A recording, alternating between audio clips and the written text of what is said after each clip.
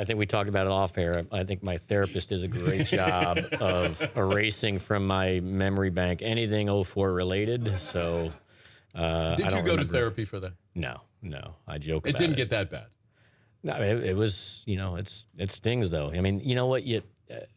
We've had a lot of success. We've had failure, but the one when you lose like that sticks with you more than the winning, if that makes any sense. Yeah. Like it's well, some don't enjoy winning as much as they hate losing.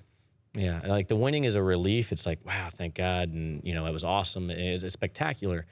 But when you have a situation like we had there in control, I mean, that whole series, a lot of things happened in it, where we had an opportunity from a decision-making standpoint. I think, Schilling, we never bunted on when he had the bad leg. They switched catchers because of a situation. I can't remember why, but their backup catcher was always the knuckleball receiver. Can't think of his name off the top of my head. So, but for some reason, Veritek winds up catching, their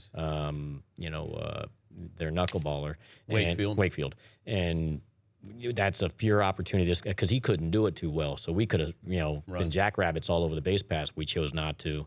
We lost Olerud with a Liz Frank fracture on a check swing, and that put our backup Tony Clark in the game. And so there's a lot of things that happen that, losers talk about, and we lost the series. And do you really think Schilling had the bloody sock?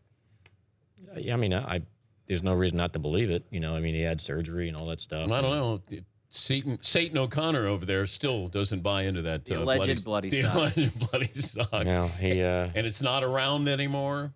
It was thrown in the laundry. I don't follow the Red Sox lore, especially in '04, so it's a whole bad memory. The whole situation was something that, again, we're up 3-0, and this is, I tell you, in sports that, no matter what arena you're in, high school, college, pro, a little bit probably set in at our fault where, that third win of the 4-game series that we had, the 7-game series we had, but first to 4, we closed out game 3 in Fenway and crushed them. I don't know, it was 17-3 or 6 or something. I mean, it was a blowout. Yeah.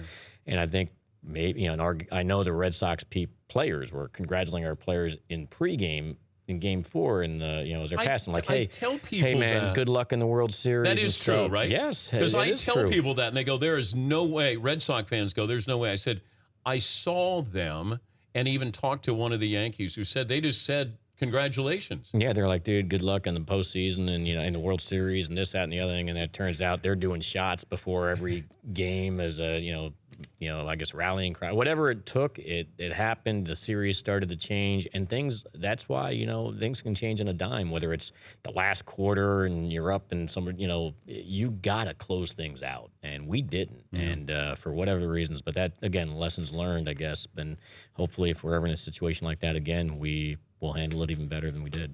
The Dan Patrick Show, weekday mornings on Audience.